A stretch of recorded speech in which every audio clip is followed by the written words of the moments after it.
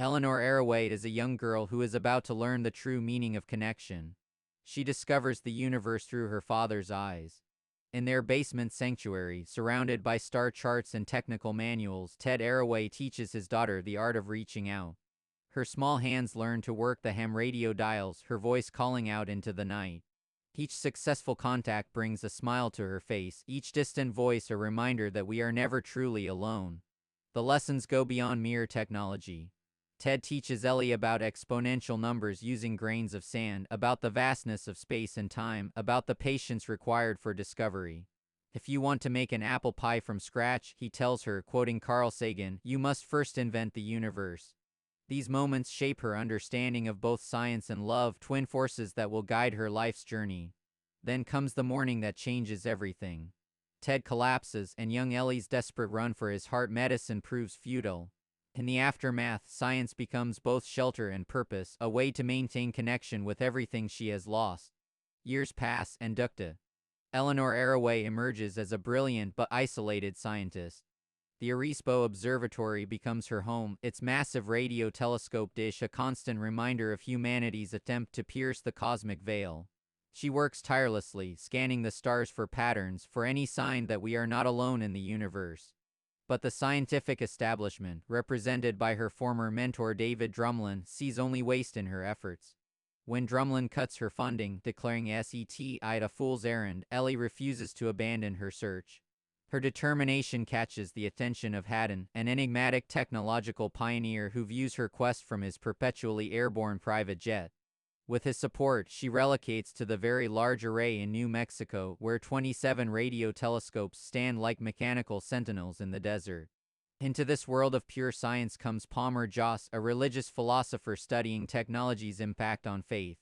Their conversations challenge Ellie's empirical worldview, forcing her to confront the limits of scientific proof. "Did you love your father?" he asks her one night beneath the stars. "Prove it." The question reveals the gap between what we can prove and what we know to be true. Their intellectual sparring evolves into attraction, creating a romance that embodies the tension between faith and reason. Palmer becomes both adversary and ally, challenging Ellie's assumptions while supporting her dreams.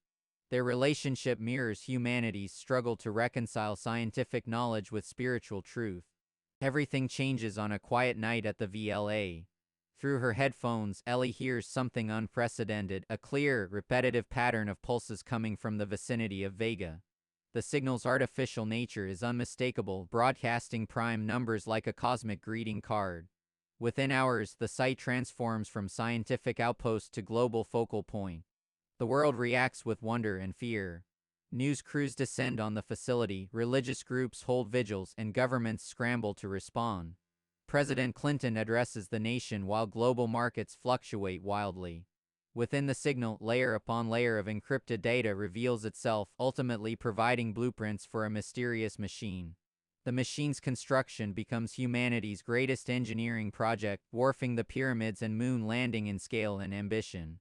Multiple governments collaborate while religious leaders protest, seeing a modern Tower of Babel.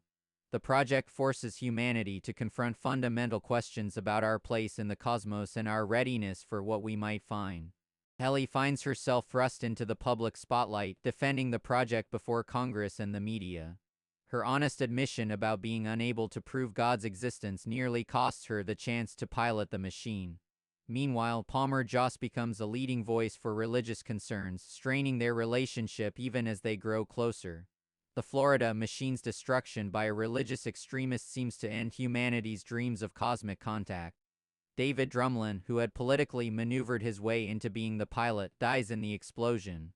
But hope survives in the form of a second machine, built in secret by Haddon Corporation in Japan.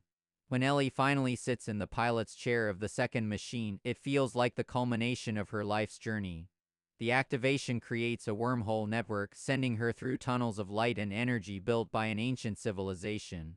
She witnesses the birth and death of stars, binary systems dancing their eternal waltz, and galactic cores blazing with unimaginable power. Her journey ends on a luminous beach beneath alien skies, where the extraterrestrial intelligence appears in the form of her father. This choice, they explain, was made to ease the shock of first contact. Their conversation spans humanity's potential and limitations, our capacity for both transcendent dreams and terrible nightmares. The return proves as challenging as the journey. From Earth's perspective, the pod simply dropped through the machine, no time passed. Without evidence, Ellie's experience is questioned, dismissed as hallucination or hoax. Government officials suggest hadn't orchestrated an elaborate deception.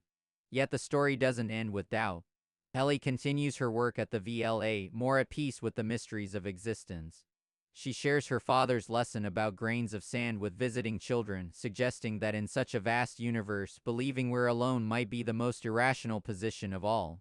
A small detail emerges: her video recordings, though showing only static, contain 18 hours of footage, exactly the duration she claimed to be gone. This hint at verification remains tantalizingly inconclusive, much like humanity's larger questions about our place in the cosmos. Contact ultimately reveals itself as more than a story about finding alien civilizations. It explores humanity's need to connect across space, across belief systems, across the boundaries of life and death. Through Ellie's journey, we confront our own questions about faith, science, love, and truth. The search for extraterrestrial intelligence becomes a mirror reflecting our own hopes, fears, and capacity for wonder. In reaching for the stars, Ellie discovers that the most profound connections often lie closer to home, in the bonds between father and daughter, between lovers, between humanity and the cosmic dance that birthed us. As the story ends, the VLA continues its eternal watch, dishes turned skyward in patient anticipation. Somewhere in the vast cosmic ocean, other civilizations may be listening, waiting, wondering. And in that shared quest for connection, we find perhaps the most fundamentally human truth of all, that in our searching, we define ourselves, and in our reaching outward, we finally turn inward to discover who we truly are.